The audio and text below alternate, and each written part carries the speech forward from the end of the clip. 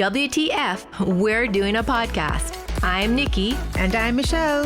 This is 50. Welcome to What the 50. Join us on our continued journey to simplify our lives. We will seek the answers from the experts and offer tips, tools, and techniques to live your life with confidence and joy. Are we ready? Let's go. All right. Michelle. Hi, Nikki. How are you? I'm great. So you know what's coming up, right? Is one of your favorite times of the year is Soca Carnival. season. Yes. Soca season.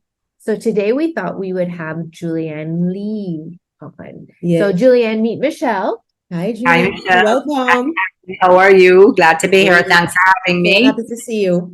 So Julianne is Julianne Lee, but she's also Byron Lee's daughter. Mm-hmm. And from what I know about Julianne, she was instrumental in helping her father bring some of the elements of Carnival to Jamaica. Correct me if I'm wrong, Julianne. Well, basically, there were elements of it was Calypso back then, and the recognition of their mass in Trinidad was replicated here in Jamaica on UE campus. Okay. So we must never ever forget where it really, truly started, and that was with the basin of students up at UE that wanted to also have some carnival-like activity up there. So it was going on for many years before. Byron Lee certainly did not bring it to Jamaica. Okay. Popularized it from in the 70s. He used to go down to Trinidad and partake in their carnival, but we never really had a carnival or any carnival activities in Jamaica that was exposed to the mass public or our nation on a whole. So it was never really a part of our culture. It was just basically, the students that were here that were basically partaking in something that they took, that took place in their countries. And they introduced it to a few of the US students, but that's basically what took prior to 1989. Okay. Mm-hmm. So from what I understand is that your father used to travel to Trinidad and spent extensive time down Yes. there and actually took some of the Trinidadian artists on tour with him. And I guess that's how he got familiar with the music. Is this correct? Absolutely. So my dad had a band, and the band was basically a big band, cover band that used to play the R&B artists from in the 50s and the 60s. And through his tours and through his crossover into different spaces, because they, as again I said, toured internationally within the Caribbean basin as a big band, he then got to know all different types of music. He got to know the music from the different islands, and he fell in love with Trinidad when he went down there in 1951. And sorry, 61. Okay. And he fell right before their independence and right before Jamaica's independence. And he fell madly in love with their music, which was Calypso at the time, Okay. and Kaizo and stuff like that. And being a musician himself and a producer and a promoter and wearing many different hats, he saw the value and he saw the potential of taking that music and then covering it when he went on tour. And then through the years, he then took the actual writers and the performers themselves from Trinidad with him on tour. And a lot of the greats that are out there acknowledge and recognize and give credit to him that their first international tour or being heard in a mixed crowd space was with them when he was on his North American tours or on his European tours and stuff like that. So that is how he became indoctrinated with Calypso. Calypso is, of course, before Soca. Mm-hmm. Mm-hmm. That was like how you have reggae to dancehall, you have Calypso to Soca. Okay. So through that, and then through his also other productions with like The Mighty Sparrow and Lord Kitchen and stuff like that, he was able to really gain their trust. Trinidad was a very closed society. You would never hear any other genre being played down there, especially during the Soca or the Calypso season, during the carnival lead-up seasons and stuff from December straight through to Ash Wednesday. And what Byron Lee did was he went down to Trinidad every year from the 70s, as I said, really the 60s, but then instrumental in carnival in the 70s. And they went to do what they call their schooling. So they would go down from January and they would play at all the events. And then what they would do is they would copy all the music that was there. They'd rehearse round the clock. They'd put their spin on it. Mm-hmm. And then they would learn the dances, they would learn the different phrases, what was popular at the time, because calypso was really a lot of satire as well, where they were licking out or they were talking against politicians or things that were happening in society. It was basically a reflection of what was happening in the culture. And so then he would go on tour throughout Trinidad and play at various different events, and they would hone their skills with a new set of music. So if there were 30 songs, he would narrow it down to about 12 of his favorite songs, which he would then put out on a compilation album that year. Okay. Because he owned studios and because he owned a manufacturing company, recording company, publishing company, distribution company, he already distributed globally for his own publishing company. He distributed for Polydor, Sony Records, Warner Brothers. He used those avenues to slip in his music, which again helped it to spread and grow globally and to become more palatable and more acceptable in certain spaces. So he leveraged all his relationships to get this music that he loved so very much out there and played. Okay. So tell us a little bit about Byron Lee himself, because we have our audience is very wide, and they may know about Byron Lee and the Dragonaires, but who was Byron Lee? I mean, I know he was born in Christiana, Manchester, and came to Kingston. So how did he get involved in music? His mother was instrumental in introducing the piano, but how did he really fall in love with music? Because clearly he had a love affair with music. He did. Daddy was the firstborn in a Chinese Hakka family in Christiana. And they owned a bakery, and it was very prestigious for your firstborn son to go to school. So he was sent to boarding school when he was 4 years old. Wow. Unfortunately, the school that he went to was an all-girls school. So he was always in trouble. He was very mischievous, and his punishment was going to have to go and do piano lessons. And that is actually how he got introduced into music. Wow. He was an altar boy in Christiana. They were a very staunch Roman Catholic family. And so that is how Daddy started to play the music. And then years later, they moved into Kingston, and he attended St. George's College, Campion and St. George's. But at George's, he was also an athlete, and he was one of the strongest football players on the George's team. Went to Manning Cup, won Manning Cup. He had a love affair with soccer just as equal, or football just as equal to music. So when they used to win their matches, and they did that quite often, and if you look back in all the articles written up, it'll talk about Byron Lee playing football for George's College, and his nickname was Soooo, and he kind of hawked the ball. Forgive me, I don't know what position he plays. My daughter can tell you more about that. I'm not really into sports. But after they won their matches, they would go back to the locker room and they would hit tin and pan and they would sing and they would play. And that is then... And that is when he then decided, hey, what, I really love this. And he was a dresser and he was handsome. And, you know, in those days, you had the Elvis Presley and the this and that. So I'm going to go out there and I'm going to play music. So when they got back to the locker room and they'd hit around, he picked out a couple of musicians from there. Carl Brady, being an older gentleman, older classmate to his, was one. Ronnie Nasrallah was one. And they went out and they formed the Dragonaires. And if you know that the mascot for St. George's College is a dragon. Okay. So that's how he got the Dragonaires. Interesting bit. Interesting bit. Very much so. And then he started to be asked to play at friends' sweet 16s and weddings and stuff like that. Now, at this time, some of the musicians that he brought into the band were not scholars or not students of the school. So he would go down into the inner city areas and drive around or go down and listen to them playing their music, which was ska at the time, and mento and stuff like that. And he would see a musician that he liked and he would say, come and play with my band. Some of them are not fully literate, but they were decent people. They came from good families.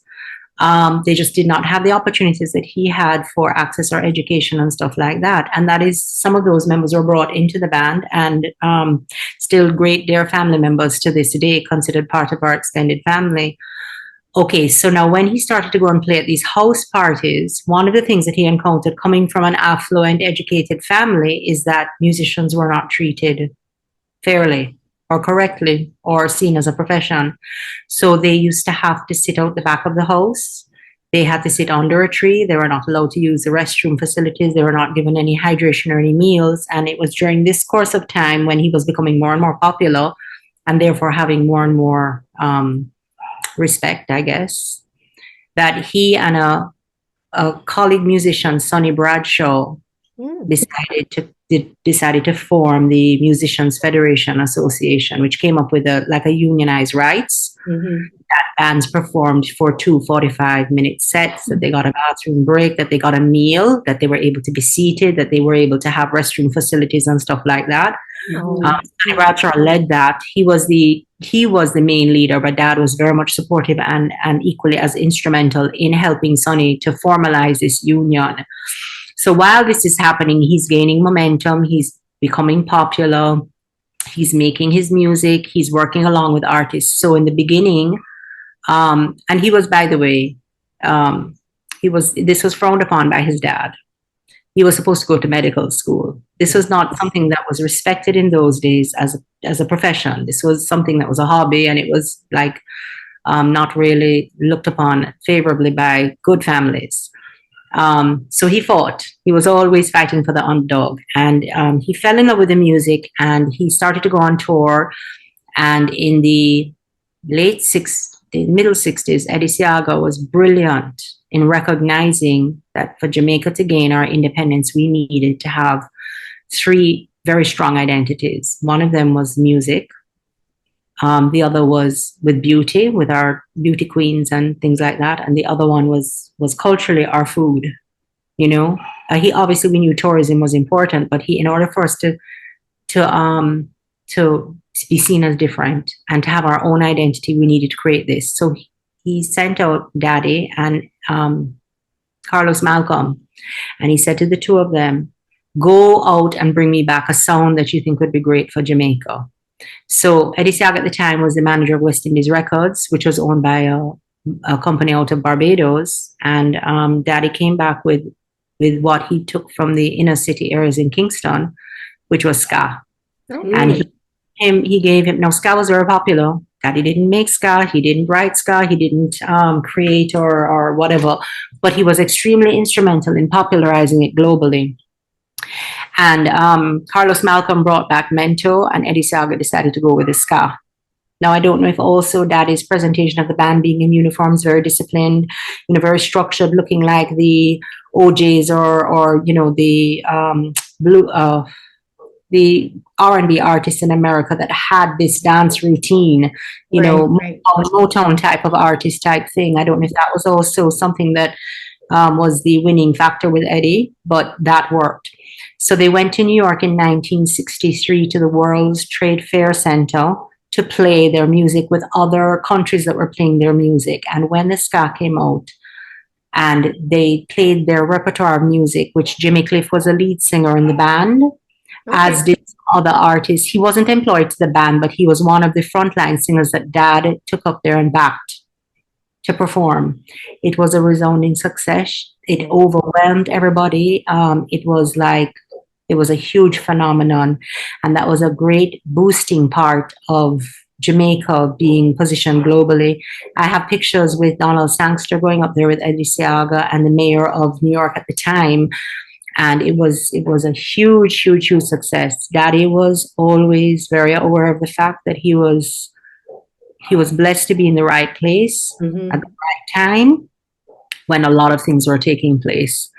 He wasn't the greatest bass player. He wasn't the most amazing songwriter. He wasn't like this great prophet that came like Bob Marley or anything like that. It's just that because he wore multiple hats, businessman, producer, promoter, studio owner, record store, retail outlet owner, promoter, all of these things, he was able to use all of those skills to gain more power and appeal to a global market. You had great people out there who wrote fabulous music and had great talent, but because they did not have a business background or they did not have that discipline and structure, they missed that window, because they didn't have a good distributor or somebody that took advantage of them. They missed that window or that opportunity. So again, he was very blessed to have all of the stars lining up in his favor to be in the right place at the right time. So in New York in 1963, a man came up to him after his performance and touched him and said to him, "I like you. you're very good and you're going to be famous one day. And Daddy looked at him and said, "Mhm, thank you so much. Bye-bye." He just thought, whatever.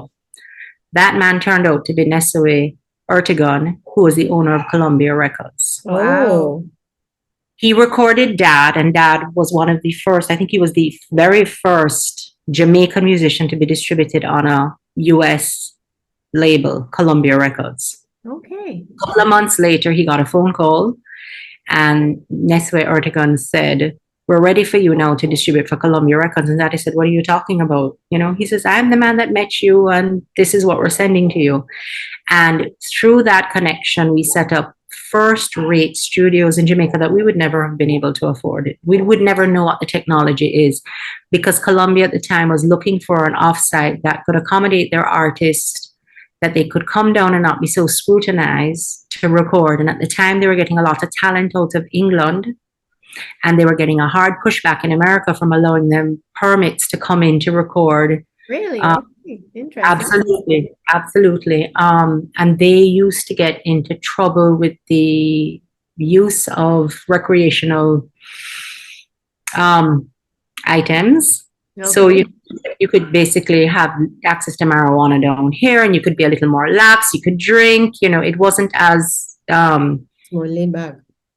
Very much laid back. And also the artists that came out here to record were in wonderment that they could walk on the street, or they could walk down the road, or they could sit in a cafe and not be harassed. Unbeknownst to them, we Jamaicans didn't really know who they were. This is before social media. And they were on, we were not fazed. Jamaicans in a whole are not fazed anyway by celebrities. So people like the Rolling Stones came down and spent, instead of recording an album in a week, they spent 3 months backing and forthing. And then they continued to visit thereafter. You had Paul Simon, you had David Bowie, people who are instrumental. And when they came to Jamaica to record their music, they would then get little tidbits, and they would rub elbows with the local studio musicians or the local sound. And that is why Jamaica had such an impact in the Rolling Stones and Paul Simon's music, because they then went on into the future, and their sound, their ears were accustomed to our sound, and they incorporated it into some of their early albums. Paul Simon, very, very much so, and Eric Clapton as well. Mm-hmm. Wow. So you had mentioned timing just now, that Byron Lee was usually in the right place at the right time. Correct. Tell us a little bit about how he brought soca carnival, Jamaica Carnival, to us in 1990. Was it 1989? I think you were. Was it 89 or 90? You were there, and it started actually in 1990, right? The first production and the first road parade that hit our public streets of Jamaica was in 1990, which meant it started to take. The planning took place from 1989. All right. Our first event was the 1st of January, 1990. Okay. So, with all of that was happening, and he's a businessman, and he's touring all over the world, and he's taking now Calypso to Canada, playing very instrumental part in the development of Caribana. Very instrumental in Miami Carnival, was one of the founding people that gave the back end support to it. So when he used to go to Trinidad, I know I'm all over the place and I'm so sorry. No, When he used to go to Trinidad Carnival to study their music, to hear their sound, to learn about their culture, what really impressed him the most was the horn section in the Trinidadian music, the Calypso music. He loved the brass. And he married that with the bottom end from Jamaica, which was huge. That was a major catalyst now in taking that music from that small island and making it be acceptable globally, because Byron Lee slowed down the tempo, therefore expanding the audience, who was now falling in love with reggae. So he's added another element to it. He put out a compilation album, which was what they thought were the top 10, 11, 12 songs the band liked. And then they put their spin on it, and those were the hottest sellers. A few, like maybe 10 or 15 years later, Less Than Paul followed suit as a DJ and put compilations together. And DJ Private Ryan will tell you right now that Daddy paved the way. Byron Lee paved the way, enabling him to have a career. A lot of these DJs will tell you that those compilation albums came from him, and the ability to be pulling from a cross-section of music, talent, I should say, to sell something out there. Julianne, before you continue on, what would some of the songs that would come out of that time be? Because I'm sure I'm Well, I'm anxious well, to go and Google and see. well, first of all, Yeah. now, so Trinidad is there, and he has Mhm. already put a Jamaican spin on it to sell his music to the closed Upper St. Andrew market that was listening to calypso in the 70s and the 80s. You have to understand that Trinidad and Jamaica had a crossover of a workforce. Okay. So Airlines was very important with a lot of the Jamaicans going down there Okay. and learning about the culture. So in the 70s and the 80s, there were private parties that were being held that played calypso a lot. Okay.